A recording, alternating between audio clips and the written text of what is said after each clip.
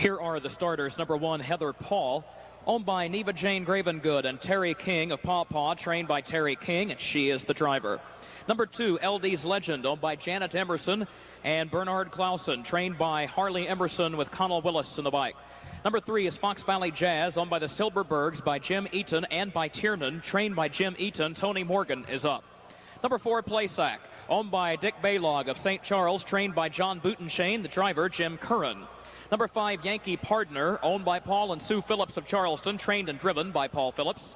Number 6, Old Keith, owned and trained by Jerry Graham of Salem, the driver Andy Miller. Number 7, Never Willie, owned by Mystical Marker Farm and by Jack and Peggy Hood, trained by Ron Van der Rostein, Dave McGee in the bike.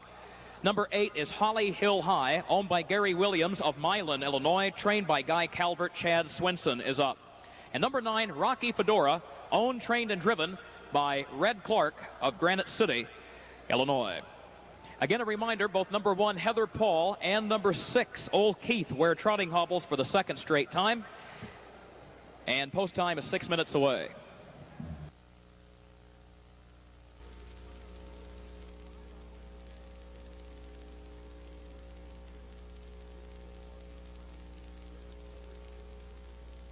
Here they come.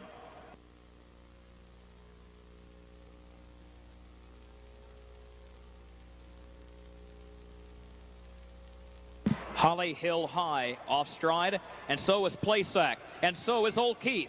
The rest are off and trotting. Never Willie goes out for the lead. Heather Paul is there toward the inside as the field goes into the first turn, and Never Willie has made a break on the far outside. Now LD's Legend is off stride. In fact, 2-year-old trotters are scattered, trying to regain their momentum behind the leaders. Now Fox Valley Jazz has made a break.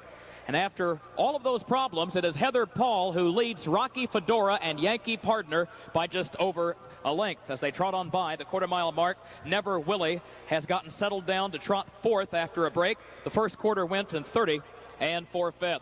Heather Paul, the leader, a half length. Rocky Fedora, second by 4. Yankee Partner is unhurried in 3rd. 15 more lengths to PLESAC 4th. Then Fox Valley Jazz. Never Willie made another break. He is followed by Old Keith, who has plenty of ground to make up. And Holly Hill High and LD's Legend are at the back of the field. At the half, Rocky Fedora trots on the lead by 2.5 lengths. The half in a minute 3/5. Heather Paul is second for Terry King. Then a gap of 6 more to Yankee Partner. 15 more back to PLESAC. Followed by Never Willie, moving up around Fox Valley Jazz, who's rough-gated again. Then it is Old Keith, followed by Holly Hill High and LD's Legend. And on the far turn, Heather Paul is chasing down Rocky Fedora. They're at the 3/4, and here comes Heather Paul, but he's off stride.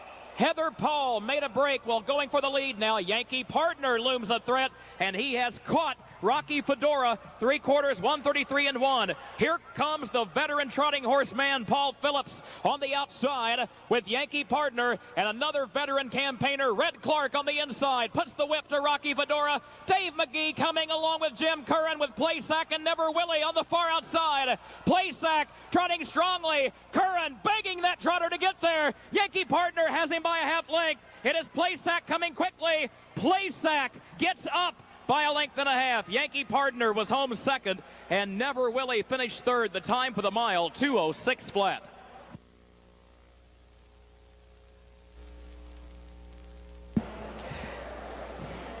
The winning trotter went a monster mile. He made a break at the start, recovered, and then circled the field down the stretch to win it. And no wonder he went a big trip.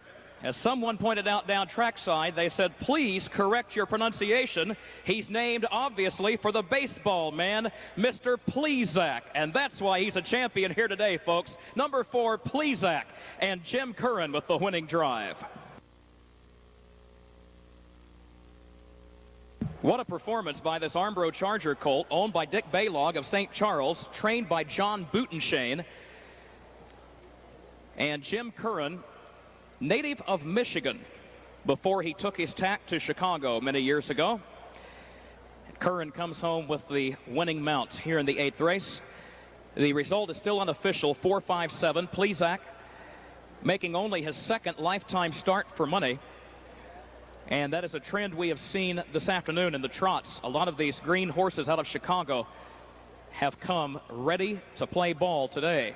And PLESAC is just the latest as he busts off a mile in 2:06 for the victory.